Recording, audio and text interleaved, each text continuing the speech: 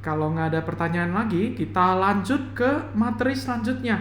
Ini kan kita pakai tuning ya.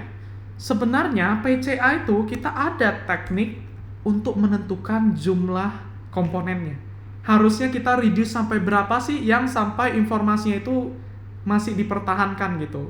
Kita udah tahu kalau reduce sampai 1 yaitu banyak banget informasi yang hilang, itu udah nggak make sense gitu ya. Tapi kita ada caranya untuk menentukan itu. Jadi ini, bagaimana menentukan n components. Oke. Caranya kita bisa memanfaatkan yang namanya cumulative explain variance. Oke. Cumulative explain variance gitu. Basically dari namanya aja ini seperti informasi gitu ya. Informasi yang masih dipertahankan. Jadi coba kita lihat aja cara kita pakainya gimana. PCA sama dengan PCA. Oke. Dan ini n komponennya kosongin aja. Oke. Kosongin. Kemudian kita langsung fit. Oke. Biasa kita bisa pisah seperti ini, PCA.fit, atau kalau di scikit-learn kan sebenarnya bisa disambung-sambung ya, PCA langsung .fit aja, .fit ke xtrain gitu. Ke xtrain. Kemudian kita run, udah selesai gitu. Sesimpel itu. Di dalam PCA ini ada yang namanya explain variance gitu. Oke. Kita ambil explain variance ratio aja supaya 0 sampai 1 gitu. Tapi yang kita ambil pun itu adalah cumulative sum-nya. Oke. Sum-nya, cumulative sum, makanya namanya jadi cumulative explain variance. Baru silakan diplot supaya kita lihat apa sih informasi yang ditunjukkan di sini. Wira kasih sedikit label dulu. X labelnya ini adalah n components. Y labelnya nanti ini adalah yang namanya nih ya, cumulative explain variance. Ini Wira copy dulu ke code file, baru kita bahas bareng ya.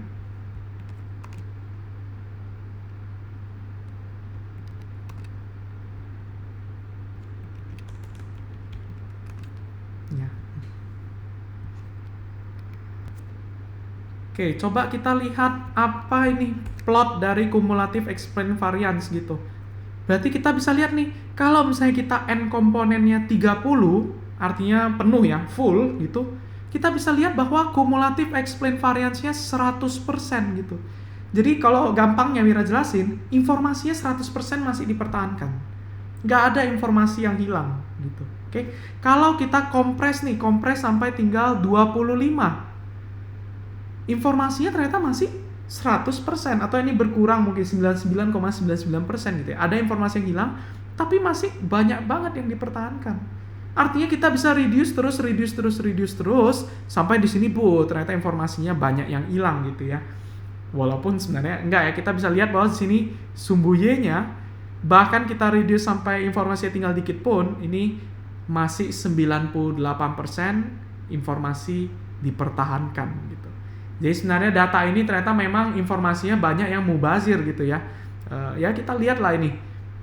Antara radius dengan area itu kan relatif mirip gitu ya. Bisa di-approximate gitu.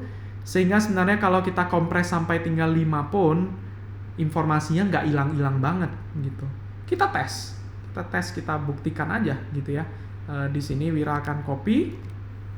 Wira akan coba sampai tinggal 5 komponen.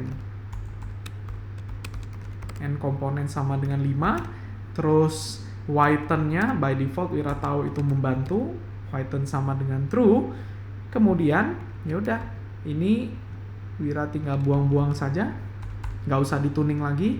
Ini pun sudah sesuai rekomendasi, jadi Wira tinggal pakai svm params gitu ya.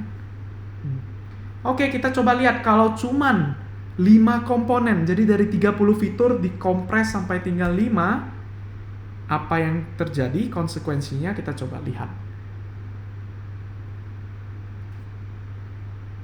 96,9, 96,5, beda 0,5% aja gitu ya, beda dikit gitu. Bayangin, ini tadi pakai 19 fitur, ini Wira pakai 5 fitur loh, udah dikompres jadi 5, maknanya tetap relatif imbang gitu ya, relatif sama gitu. Ya itu yang mirip di neural network kan ya. Dari berapa fitur udah dikompres sampai di akhir tinggal 4 gitu, baru kita klasifikasi, tetap jalan juga gitu. Oke. Karena apa?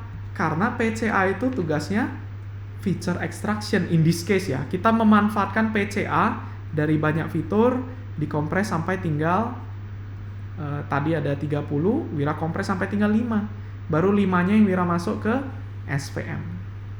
Oke. Mirip juga seperti neural network ya, gitu. Semua informasinya kesimpan di mana? Kesimpan di weight ini. Sama, PCA juga kesimpan di mana? Kesimpan di sini dan sini. Jadi PCA agak beda karena PCA kan bukan pakai training, bukan pakai gradient descent ya, tapi tadi kita manfaatkan teknik yang namanya SVD sehingga kita dapatnya apa? Ini adalah U, ini adalah V.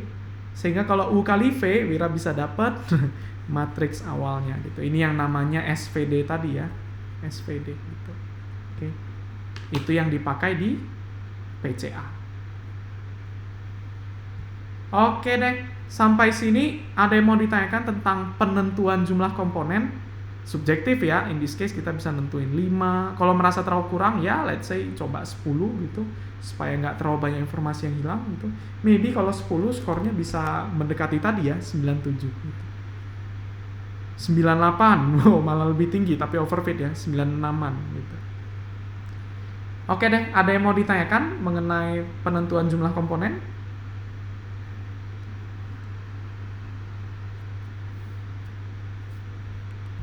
Oke, kalau nggak ada, Wira rasa sudah cukup ya untuk penjelasan mengenai PCA. Kita akan lanjut materi selanjutnya, bagaimana kalau di image gitu.